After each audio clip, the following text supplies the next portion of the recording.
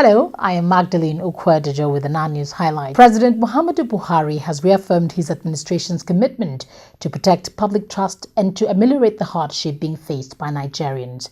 The president, at the inauguration of the Economic and Financial Crimes Commission new head office in Abuja, said the goal of his administration was not to witch hunt, but to ensure public accountability and national development. Embattled Senator Ovie Omo-Agege, who had vowed to attend Tuesday's plenary of the Senate in compliance with a court decision, was conspicuously absent from the day's proceedings. Justice Nnamdi Dingba of the Federal High Court had on the 10th of May held that while the National Assembly had the power to discipline its erring members, the premise on which Omo-Agege's suspension was anchored was illegal and therefore nullified it with immediate effect. The judge also ordered that the senator be paid all his allowances and salaries for the period he was legally suspended. The Senate, which had on the 2nd of April suspended Omo-Agege over a dissenting comment on adoption of INEC Conference Report Amendment Bill, appealed the ruling but said it was waiting for a stay of execution and would not stop the lawmaker from returning to plenary. The chairman of the Committee on Appropriations, Senator Danjuma Goje,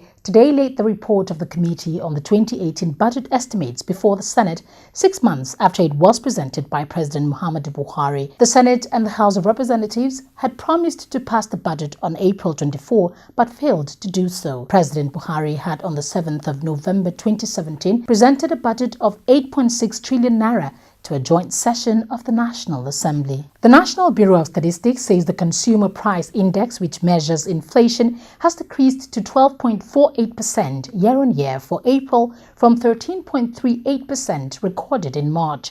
The Bureau said the decrease of 0.86%, the lowest since February 2016, is the 15th consecutive inflation rate decline since January 2017. Corps Marshal of the Federal Road Safety Corps, Dr. Ovie Omo-Agege, says internal mechanisms have been put in place to stem corruption in the agency. Omo-Agege said the FRSC management had instituted surveillance teams nationwide and was working closely with the police and other anti-graft agencies to monitor the personnel, especially patrol officers. The ECOWAS Parliament has sworn in 3 new parliamentarians. Speaker of the Parliament, Mustafa Seselo, enjoined the new entrants to strive for advancement of the region. For details of these and other stories, log on to our website, nan.ng.